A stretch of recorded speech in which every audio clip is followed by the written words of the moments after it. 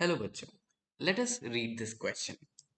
Image observe from a compound microscope.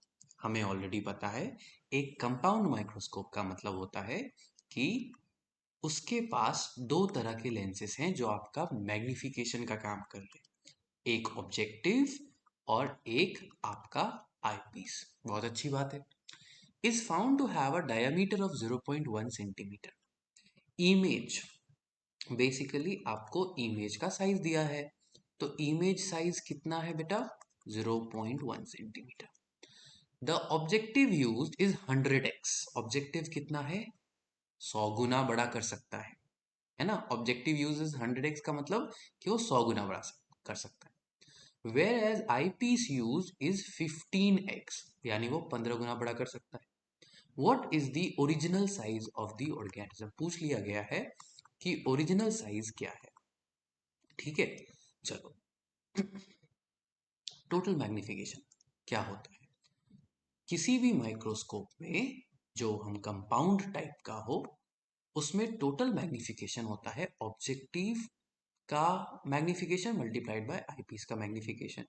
तो 100 गुना 15 यानी कितना हो गया? 1500 गुना। अब टोटल मैग्निफिकेशन क्या होगा? इमेज साइज है ना, बाय ऑब्जेक्ट साइज, यही तो होता है। अब 1500 is equal to image size कितना? 0.1 सेंटीमीटर। अब देखो, एक अच्छी बात होती है कि आप सब चीज को मीटर में कन्वर्ट कर दो। इससे क्या होगा कि आप बाद में कंफ्यूज नहीं होगे। तो सेंटीमीटर मतलब कितना होता है बेटा? 10⁻⁻² ऑफ अ मीटर होता है। ये फिजिक्स में पढ़ते हैं हम जनरली ये सब चीजें, है ना। तो मैंने क्या लिखा? 0.1 इंटू 10⁻²। ठीक है, और नीचे लिख दिया आपका ऑब्जेक्ट साइज, क्योंकि मुझसे पूछा क्या गया है कि ऑब्जेक्ट साइज रियलिटी में क्या था। चलो इसको कैरी ऑन करते हैं बेटा। अब ऑब्जेक्ट साइज को उधर ले आओ, ऊपर ले आया, तो object size is equal to क्या हो जाएगा?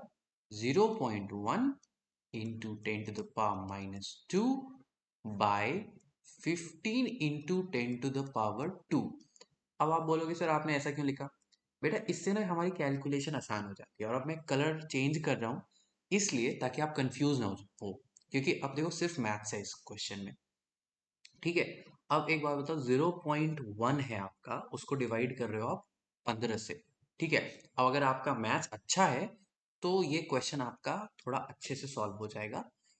0.0066 आप राउंड ऑफ करके नेक्स्ट को 7 लिख सकते हो, मल्टीप्लाइड बाय। अब पावर जब ऊपर जाता है तो निगेटिव हो जाता है, तो नीचे +2 था, ऊपर जाके -2 हो जाएगा। ऊपर -2 ऑलरेडी है, तो -2 और -2 मिलके हो जाएगा -4। ठीक है, चलो। अब देखो, सारे ऑप्शंस जो हैं वो आपको माइक्रोमीटर्स में दिए गए। माइक्रोमीटर्स मतलब कितना बेटा? 10⁻⁻6। यानी अब आपके पास क्या दिमाग लगाना है? ऐसा क्या करें, राइट, ऐसा क्या करें कि आपका 10⁻⁻4 10⁻⁻6 बन जाए।